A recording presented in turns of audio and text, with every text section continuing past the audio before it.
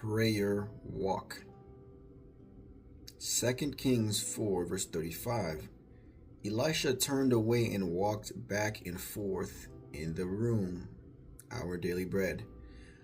I was stuck. I'd written half of a devotional article when my thoughts dried up.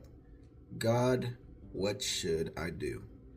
I prayed, remembering research that found that our creative output is boosted by an average of 60% when we walk.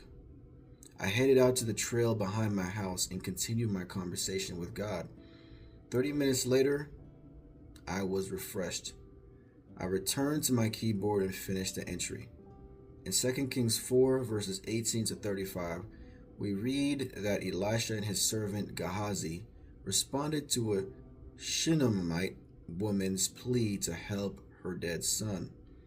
At Elisha's instruction, Gehazi laid his staff on the child. Elisha prayed. Then he laid on top of the boy. At last, Elisha walked back and forth in the room, then got on the bed and stretched out on him once more. The boy opened his eyes. Scripture doesn't tell us why Elisha walked back and forth, nor does it say what he was thinking.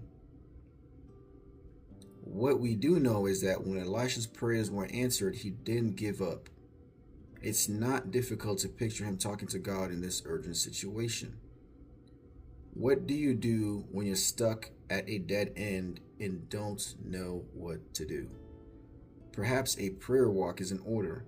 Whether we head out to a trail for a walk or pace back and forth in our home, connecting to God when we're in need brings answers that address our circumstances. Elisha's actions show the intensity of his prayer. 2 Kings 4:33. Prayer is a spiritual activity that engages the human mind, heart, soul, and spirit. Since we've been commanded to pray without ceasing, 1 Thessalonians 5:17, we know that prayer can happen at any place, at any time, and under any condition. The life of Jesus illustrates that the place and posture of prayer may vary. Mark 1:35 pictures an early rising Jesus going to a solitary place to pray. The prelude to selecting the 12 apostles was an all-night prayer meeting on a mountain.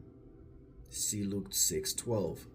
When faced with the horrors of crucifixion, Christ prayed in the Garden of Gethsemane. Matthew describes the back and forth movements of Jesus between his prayer spot and his weary disciples, even as he encouraged Peter, James, and John to watch and pray with him. It's likely that prayers to his Father continue to reverberate in his heart. Today, we can be assured that God hears our prayers and will help us. When in doubt, talk to God. So, where are you stuck? And how might you communicate with God in this situation so that He can direct you? Dear God, when I find myself in stuck spots, please help me to walk with you. When you feel stuck, when I feel stuck, we have to ask God for direction, right? He knows the way. And He will always lead us into the right situations for us. He loves us and He will always be there. And we always need to go back to Him. So stop living that sinful life of yours that you know is not leading to anything, and run back to God. Thank you for joining me in our Daily Bread reading. I will see you guys in the next ones, God willing. Amen.